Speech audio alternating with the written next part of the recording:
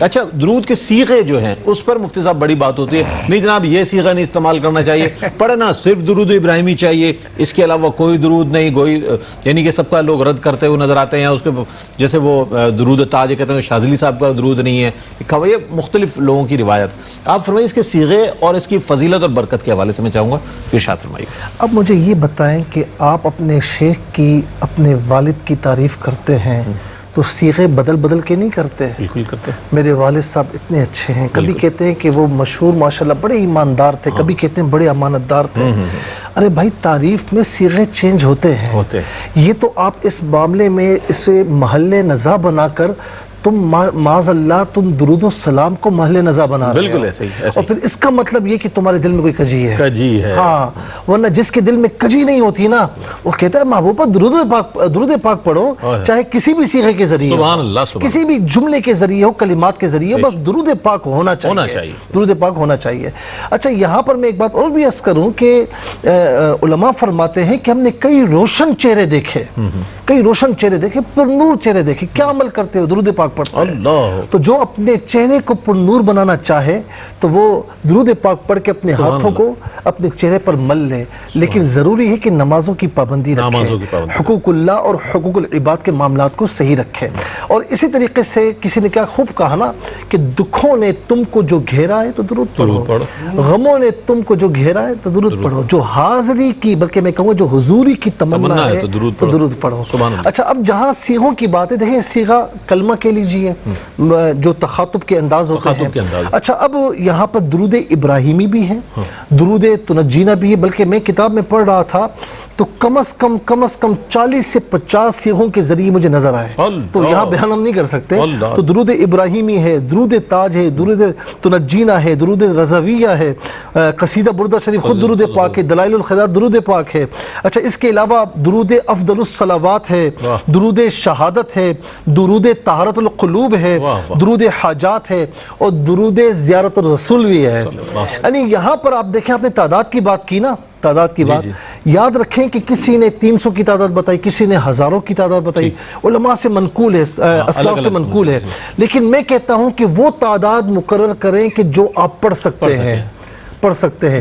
محمود غزنوی علیہ رحمہ ان کے پاس ایک شخص آیا اور کہنے لگا کہ مجھے خواب میں حضور نبی کریم علیہ السلام کی زیارت ہوئی اور مجھے 1000 درہم کا مقروض ہوں، مجھے چاہیے تھے، میں نے حاجت پیش کی۔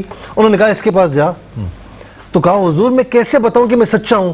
تو کہنا کہ تم 3000 درود پاک پڑھتے تھے، پڑھتے ہو۔ تو کہا کہ جب میں نے یہ کہا ان سے ان کی آنکھوں سے آنسو روا ہو گئے، اور انہوں نے مجھے قرض بھی ادا کیا اور اس کے علاوہ 1000 دراہم علیحدہ سے بھی دی ہے۔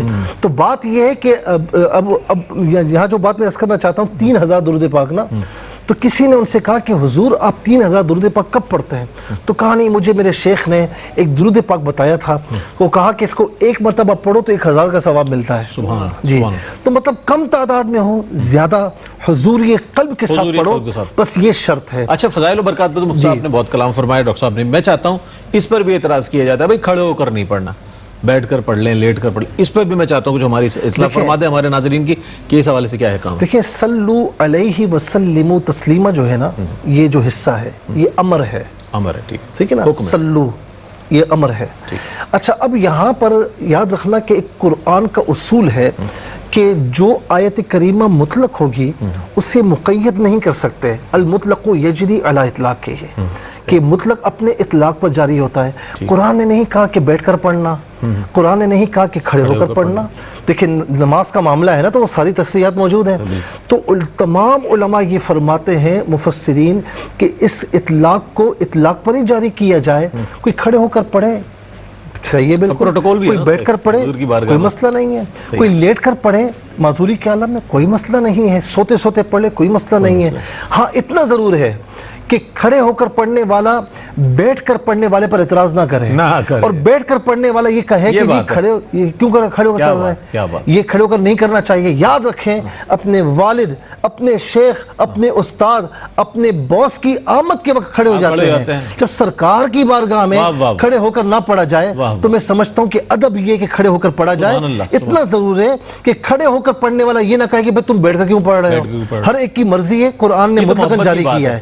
بس میں آخر میں سردار عبدالرب نشتر ان کے میں اشعار پڑھ رہا تھا کہ شب و روز مشغول صلی اللہ ہوں، میں وہ چاکر خاتم الانبیاء ہوں، نگاہ کرم سے نہ محروم رکھیو، تمہارا ہوں میں گر بھلا ہوں یا برا ہوں.